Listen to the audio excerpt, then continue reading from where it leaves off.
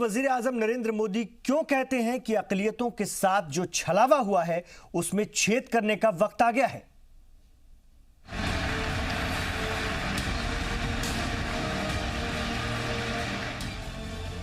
आज हम उस रिश्ते की कहानी सुनाएंगे जिसकी खुशबू से वतन महकता है, दुनिया का चमन महकता है और खुद उसका मिशन महकता है। जरा सोचिए, कहां सऊदी अरब की जेल, कहां भारतीय कैदी और कहां कैद से रिहाई के ख्वाब का हकीकत में बदलना।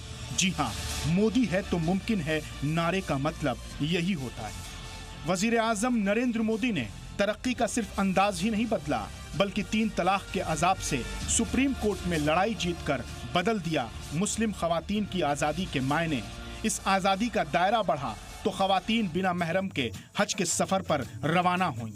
21वीं सदी में भारत से हज पर जाने वालों की चाहत बढ़ी तो बढ़ गया भारत का हज कोटा। जी हां, मोदी है तो मुमकिन है नारे का मतलब यही होता है।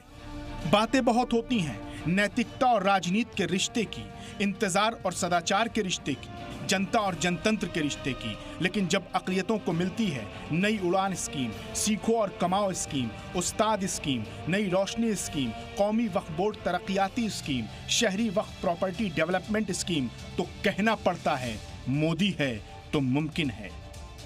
दुर्भाग्य से देश की माइनॉरिटी को वोट बैंक की राजनीति में एक छलावा, एक काल्पनिक भय, एक काल्पनिक वातावरण और डर का माहौल पैदा कर करके उनको दूर भी रखा, दबा करके भी रखा और सिर्फ चुनाव में उपयोग करने का खेल चला कि हमें इस छल को भी छेद करना है।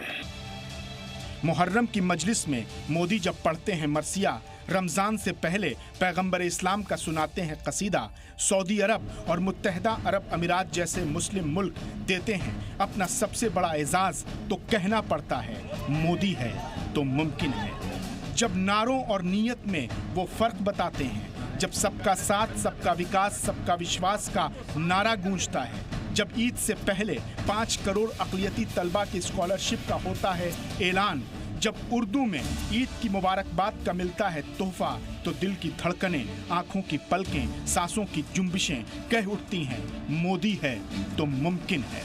ब्यूरो रिपोर्ट, जी मीडिया।